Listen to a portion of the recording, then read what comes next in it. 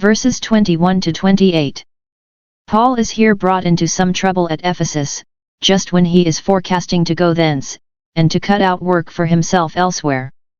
See here how he laid his purpose of going to other places, v. 21, 22. He was a man of vast designs for God, and was for making his influences as widely diffusive as might be. Having spent above 2 years at Ephesus. 1. He designed a visit to the churches of Macedonia and Achaia, especially of Philippi and Corinth, the chief cities of those provinces, v. 21. There he had planted churches, and now is concerned to visit them. He purposed in the Spirit, either in his own spirit, not communicating his purpose as yet, but keeping it to himself, or by the direction of the Holy Spirit, who was his guide in all his motions, and by whom he was led.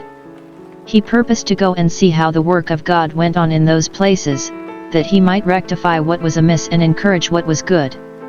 Thence he designed to go to Jerusalem, to visit the brethren there, and give an account to them of the prospering of the good pleasure of the Lord in his hand, and thence he intended to go to Rome, to go and see Rome, not as if he designed only the gratifying of his curiosity with the sight of that ancient famous city, but because it was an expression people commonly used, that they would go and see Rome, would look about them there, when that which he designed was to see the Christians there, and to do them some service. Rom 1:11. The good people at Rome were the glory of the city which he longed for a sight of. Dr. Lightfoot supposes that it was upon the death of the Emperor Claudius, who died the 2nd year of Paul's being at Ephesus, that Paul thought of going to Rome, because while he lived the Jews were forbidden Rome. He sent Timothy and Erastus into Macedonia, to give them notice of the visit he intended them, and to get their collection ready for the poor saints at Jerusalem. Soon after he wrote the first epistle to the Corinthians, designing to follow it himself, as appears. I have sent to you Timotheus, but I will myself come to you shortly, if the Lord will. For the present, he stayed in Asia, in the country about Ephesus, founding churches. How he was seconded in his purpose, and obliged to pursue it by the troubles which at length he met with at Ephesus. It was strange that he had been quiet there so long, yet it should seem he had met with trouble there not recorded in this story, for in his epistle written at this time he speaks of his having fought with beasts at Ephesus, 1 Co 15:32, which seems to be meant of his being put to fight with wild beasts in the theatre, according to the barbarous treatment they sometimes gave the Christians. And he speaks of the trouble which came to them in Asia, near Ephesus, when he despaired of life, and received a sentence of death within himself. But, in the trouble here related, he was worse frightened than hurt. In general, there arose no small stir about that way, v. 23. Some historians say that the famous impostor Apollonius Tyanius, who set up for a rival with Christ, and gave out himself, as Simon Magus, to be some great one, was at Ephesus about this time that Paul was there. But it seems the opposition he gave to the gospel was so insignificant that St. Luke did not think it worth taking notice of. The disturbance he gives an account of was of another nature. Let us view the particulars of it.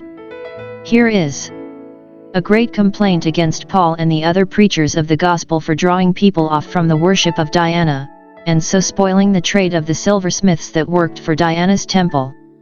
The complainant is Demetrius, a silversmith, a principal man, it is likely, of the trade, and one that would be thought to understand and consult the interests of it more than others of the company.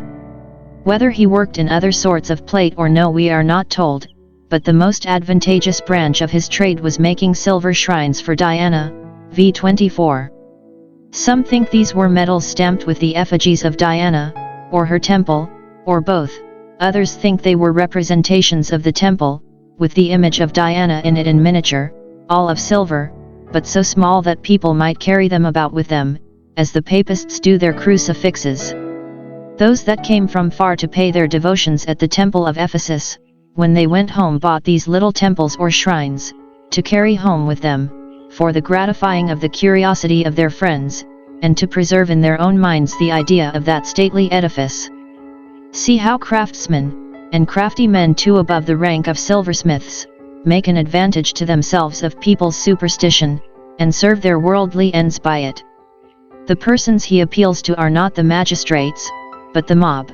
He called the craftsmen together, with the workmen of like occupation, a company of mechanics, who had no sense of anything but their worldly interest, and these he endeavoured to incense against Paul, who would be actuated as little by reason and as much by fury as he could desire. His complaint and representation are very full.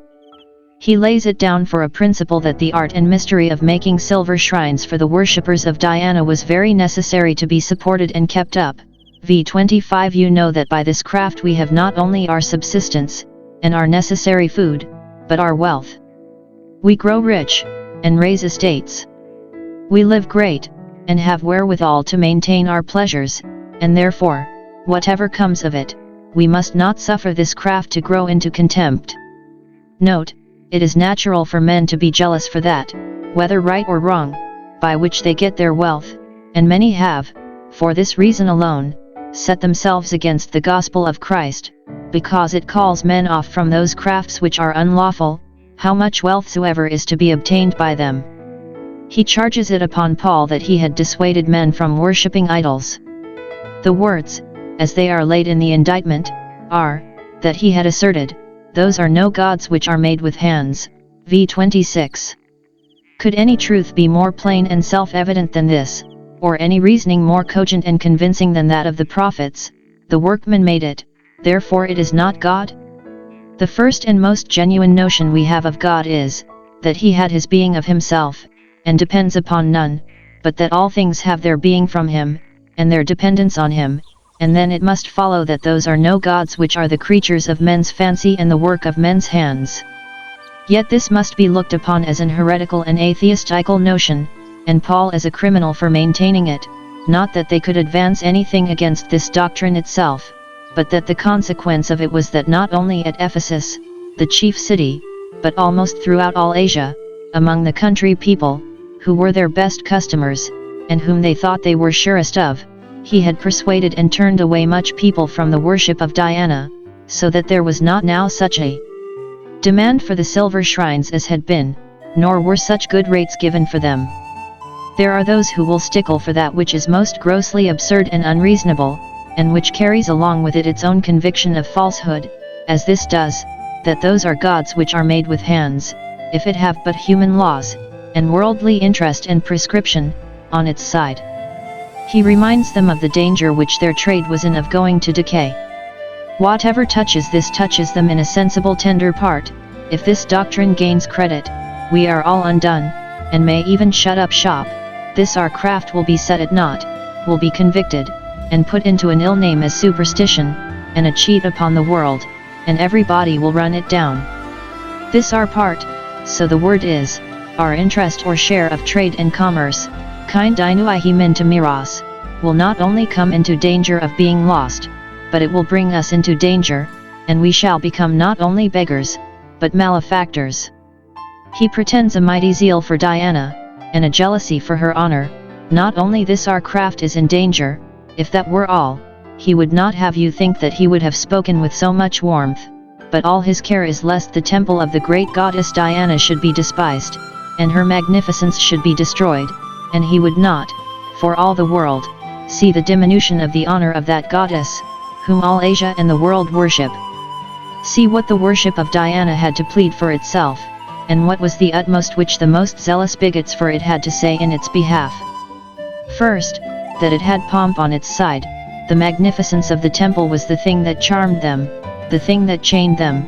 They could not bear the thoughts of anything that tended to the diminution, much less to the destruction, of that. Secondly, that it had numbers on its side. All Asia and the world worship it, and therefore it must needs be the right way of worship, let Paul say what he will to the contrary. Thus, because all the world wonders after the beast, therefore the dragon, the devil, the god of this world, gives him his power, and his seat, and great authority. The popular resentment of this complaint. The charge was managed by a craftsman, and was framed to incense the common people, and it had the desired effect, for on this occasion they showed a great displeasure against the gospel and the preachers of it. They were full of wrath. v. 28, full of fury and indignation, so the word signifies. The craftsmen went stark mad when they were told that their trade and their idol were both in danger. A great jealousy for the honor of their goddess, they cried out, "Great is Diana of the Ephesians, and we are resolved to stand by her, and live and die in the defense of her. Are there any that expose her to contempt, or threaten her destruction? Let us alone to deal with them." Let Paul say ever so much to prove that those are no gods which are made with hands, we will abide by it that, whatever becomes of other gods and goddesses, great is Diana of the Ephesians. We must and will stand up for the religion of our country, which we have received by tradition from our fathers. Thus all people walked every one in the name of his God, and all thought well of their own, much more should the servants of the true God do so, who can say, "This God is our God forever and ever." A great disorder among themselves. v. 29. The whole city was full of confusion. He common and natural effect of intemperate zeal for a false religion, it throws all into confusion, dethrones reason, and enthrones passion, and men run together, not only not knowing one another's minds, but not knowing their own.